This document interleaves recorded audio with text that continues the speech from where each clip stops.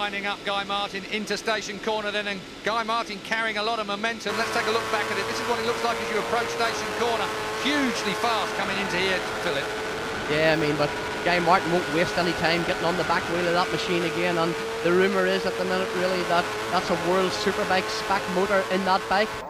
You heard the revs rise when these bikes go over on their side. Of course, the rolling circumference of the outside of the tyre is less than the middle of the tyre, so the revs actually rise when they stick them on the side and slow the bike down when it picks it up and heads it in a straight line. On board with the number one bike now is Steve Plater. Plater, he's not losing touch, but he's still got a little bit of work to do as we run out towards Mathers. McGuinness leads then, Guy Martin second, Steve Plater in third place. There's a big fight going on for fourth place at the moment.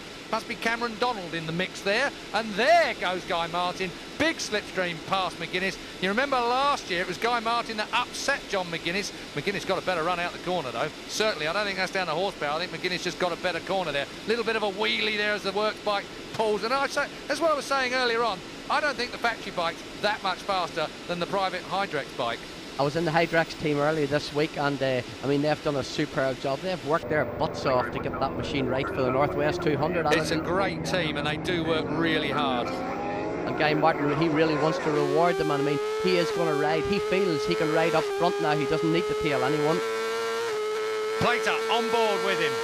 Looking back up the field at the moment as the leaders are bouncing away down to the Metropole corner. It is Guy Martin for the number 4 machine of McGuinness. Then it's Cameron Donald, a little bit out of control. He's bouncing away there up the inside of him is the number 1 bike, Steve Plater. Cameron Donald, he's not on the line. Cameron Donald, keep an eye out. Did he make the turn? No, he didn't. Cameron Donald went straight on at Metropole. Major problem for Donald there. That's a great shame. The Australian looking very racy indeed. There's Rutter on the 200 machine now, back in the hunt. Yeah, Cameron Donald, I spoke to him earlier in the week, and he was full of confidence as well. He's got them winning Suzukis underneath him. He feels he's served his time here as well, and he wants to prove a point this year. Keep an eye out for Gary Johnson as well. Gary Johnson's been looking really good in this Superbike race, and he's a real up-and-coming. Oh, there is Cameron Donald. So Cameron Donald steps off that machine. That's the end of his race, and that's a bit of a disaster for him. Look at these two synchronised wheeling. Don't get any better than that at, what, 160 odd miles an hour? 170 easy by there. I stand corrected. What's 10 mile an hour between friends? It's because I'm older than you, Philip. Yeah, but 10 mile an hour is real important in the next right-hander station corner there, because you must carry the speed there if you're going to be first to Coleraine. And at the minute, I mean, I need someone to confirm it to me, but apparently those boys are taking station corner flat out on a superbike. Well, I had heard that it was flat out a few years ago, but they weren't as fast, as you quite rightly just pointed out then, as they are now. Guy Martin from McGuinness, from a very racy looking Northwest 200 Kennedy sponsored Ducati of Michael Rutter, who's now up again into a racing position. Rutter in third place. Plater slips back to fourth place. Plater just doesn't kind of have the edge here in this Superbike race. He'll be trying everything to try and get it right for the feature race at the end of the day. Through again goes McGuinness. Just looks like he's got that better bottom end drive on that factory bike. Maybe that's the difference. Not the top end, but just that initial drive off the corner. I think that Mother's Cross there is very, very important to get right on. If you go in that little bit too fast, you can't carry the speed, so sometimes going in... Oh! McGuinness looking very un-McGuinness-like on the brake. Of course, this is where Guy Martin duffed up McGuinness last year, and McGuinness wasn't very happy with him, if I remember correctly. He shut him straight up the slip road, and well, if I'd have been McGuinness, I'd have gone straight through and rejoined the track the other side and carried on racing. But and then waited for the clerk of the course to sort it out after the race, but he didn't. No, these boys are having some serious racing, but I mean, just like you said before, this factory Honda is not much quicker, if any, than Guy Martin's. McGuinness is having a race for it. That's, I think, the difference in John McGuinness of 2 years ago. John McGuinness now is back to short circuit scratch potential. He's right on it again. He knows how to race on a circuit again. I think he sort of got into roads mode a few years ago, where it was it was allowed to be a little bit steadier perhaps through the roads than what he has to be nowadays. The McAdoo boy up on the hill up towards the roundabout. Last lap time, this is it then. The charge is on between the top trio. Big wheelie from Guy Martin. Oh, out to the hedgerow goes Rutter. Rutter then looking for the win. He sat there all day long, waiting to take the lead. He's now gone. Has he gone too quick? Because Guy Martin's following through.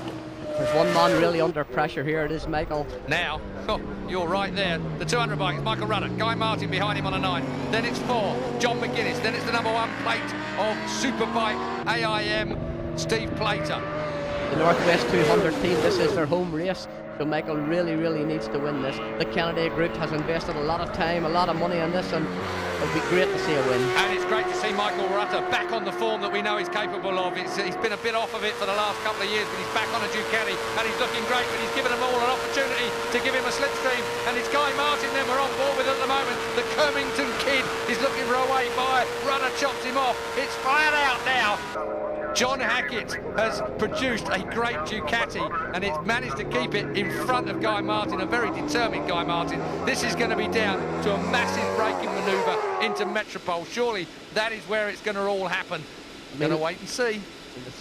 In a couple of corners there, look at the space Michael's opened up already, but John McGuinness, he's lining up Guy Martin, and it's going to be hard braking this time. Might be enough for Michael Rudder. That little extra gap that he managed to pull out of the chicane down towards Metropole's enough for him to hold it. Really, I can't see Michael Rudder unless he makes a mistake and goes a little wide somewhere. Don't forget, we've seen Michael Rutter make unforced errors before, where he's dropped it at the chicane, put a front wheel in the ditch beside the chicane and fell off it twice, I think, in one weekend here at the Northwest 200. Rutter really should have won more races than he's actually won round here, because he is so good. But right now, you can't fault him. He waited his moment.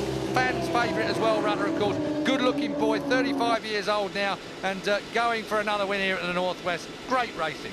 Superb stuff, and this is a factory Ducati machine, so hasn't Michael been foxing the whole time, waiting for the last lap, and then looks like he's pulled the finger out.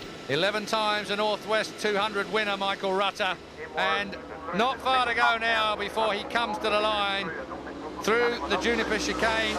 And that's a very unlucky one to see. Twice Michael has fallen off there while in the lead. Down then to the last left-hander on the course before dropping into the start and finish chicane. It's going to be Michael Rutter on the Kennedy-sponsored Northwest 200 Ducati over the line. Guy Martin second, third for John McGuinness. Possibly disappointed with that, but